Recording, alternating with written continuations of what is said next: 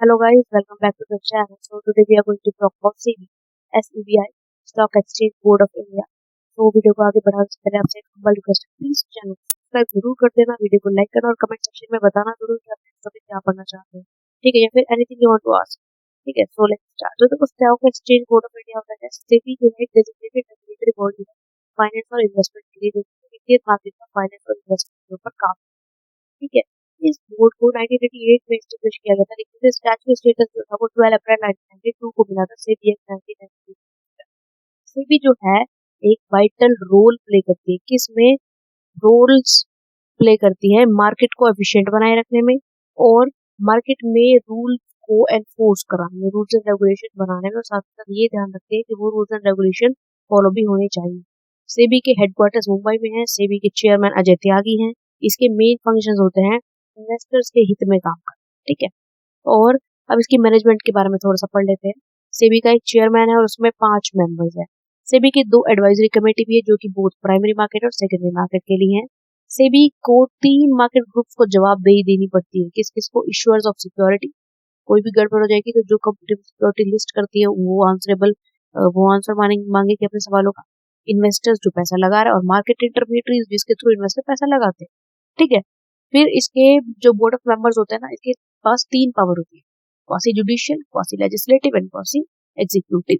तो देखो, एग्जीक्यूटिव के पास क्या पावर होती है? इनमें होते हैं प्रेसिडेंट, वाइस प्रेसिडेंट और कैबिनेट मिनिस्टर। इनकी क्या रिस्पॉन्सिबिलिटी होती है कि जो लॉ लेजिस्लेचर ने पास किए हैं कि लेजिस्लेचर ने जो लॉ बनाए हैं उनको पास करवाना, ठीक है। लेजिस्लेचर या फिर पार्लियामेंट का क्या काम होता है? इसमें लोकसभा, राज्यसभा और प्राइम मिनिस्टर की तरफ से मेंबर्स होते हैं। इनकी क्या रिस्पॉन्सिबिलिटी होती है? लॉ बनाना, कानून बनाना, ठीक है। लेजिस्लेचर कानून बनाता है, एग्जीक्यूटिव में पास करवाता है। जुडिशरी क्या करवाता है? जुडिशरी में आता है सुप्रीम कोर्ट ऑफ इंडिया। इनका क्या काम होता है? एग्जीक्यूटिव और लेजिस्लेटिव के बीच में जो भी मनमुटाव हो रखे हैं, झगड़े हो रखे हैं, कंफ्लिक्ट हो रखे हैं, उनको सुलझाना, या फिर other related party, other public party की कोई भी मैटर पे दिक्कत है तो उनके जो है कंफ्लिक्ट को सुलझाना। अब आता है सेबी के फंक्शन और रिस्पॉन्सिबिलिटी। तो सेबी के फंक्शंस क्या होते हैं? सेबी जो होता है इन्वेस्टिगेशन करवाता है और रेगुलेशन भी करवाता है, ठीक है। पहली बात तो हमने रेगुलेशन कर ली, उसके बाद अगर कोई दिक्कत चल रही है तो उस इनके लिए इन्वेस्टिगेट करना, ठीक है। आरबीआई क्या करता है, सेबी क्या करता है? एक्शन एनफोर्स करता है। जो भी जुडिशरी की कैपेसिटी है उस कैपेसिटी के अंदर कोई भी रूल्स अगर पास नहीं हो रहा है तो सेबी उसके अंडर एक्शन लेता है कि भाई ये काम होना था लेकिन आपने नहीं किया, तो क्यों नहीं किया?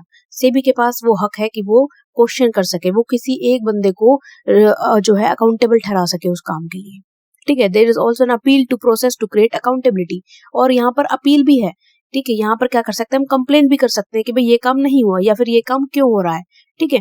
और जो इसके लिए, इसी काम के लिए स्पेशल सिक्योरिटी अपीलेट ट्रिब्यूनल बनाया गया जो कि 3 मेंबर ट्रिब्यूनल है। अगर इस ट्रिब्यूनल से भी काम ना चले तो हम क्या करते हैं? अपनी कंप्लेंट किसके पास लेके जाते हैं?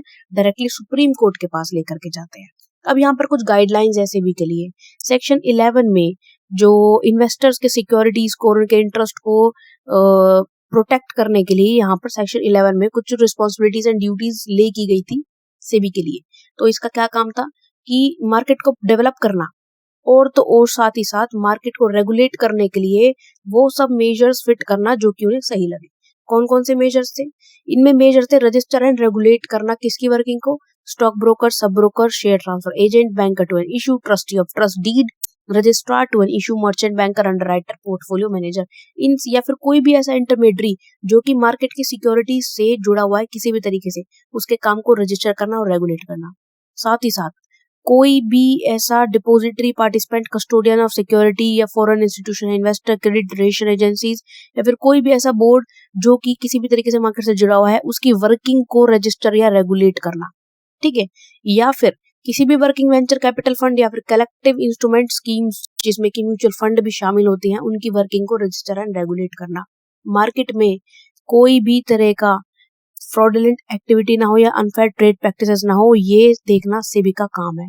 सेल्फ रेगुलेटरी ऑर्गेनाइजेशन को प्रमोट करना और उनका ध्यान भी रखना, ये भी सेबी का काम है। इन्वेस्टर्स को एजुकेट करना कि भाई आजकल आते हैं ना कि investing is subjected to market risk, कि उनको एजुकेट करो कि वो कहीं पे भी पैसा ना लगा दे और फंस जाए। ध्यान से सोच समझ के अपने पैसों को इन्वेस्ट करें, ठीक है। गलत जगह उन्हें इन्वेस्ट ना करें। साथ ही साथ जो इंटरमीडियरीज है उनको भी ट्रेनिंग देना। और तो और इनसाइडर ट्रेडिंग सिक्योरिटीज की प्रोहिबिट करना। इनसाइडर ट्रेडिंग क्या होता है, जो अंदर के लोग होते हैं ना, कई बार उन्हें पहले से पता चल जाता है कि इस कंपनी का जो है आईपीओ लॉन्च होने वाला है और ये जो है बहुत ज्यादा फेमस होगा, वो सारे में न्यूज फैला देते हैं कि भाई अपने रिश्तेदारों में फैला दी, भाई तुम यहाँ पे इशू कर दो और हम सब मिलकर पैसा कमाएंगे। तो इनसाइडर ट्रेडिंग को जो है अपोज करना इसका काम होता है। Regulating substantial acquisition of shares, पहले से ही किसी शेयर का एक्विजिशन कर लेना, सब्सटेंशियल एक्विजिशन कर लेना या टेक ओवर कंपनी पे कर लेना, उसको ये रेगुलेट करता है। और क्या गाइडलाइंस होती है, सेबी के पास पूरा अधिकार है कि वो इन्फॉर्मेशन मांग सकती है कभी भी किससे भी, ठीक है। और तो और वो इंस्पेक्शन कर सकती है, वो इंक्वायरीज बिठा सकती है, वो किसी भी स्टॉक एक्सचेंज की बुक्स का ऑडिट करवा सकती है, किसी भी म्यूचुअल फंड का ऑडिट करवा सकती है, वो कोई भी एसोसिएटेड पर्सन सिक्योरिटी मार्केट से भी जो बंदा जुड़ा हुआ है उससे किसी भी तरह की इंफॉर्मेशन मांग सकती है और उनकी ऑर्गेनाइजेशन को रेगुलेटरी नोटिस भी भेज सकती है।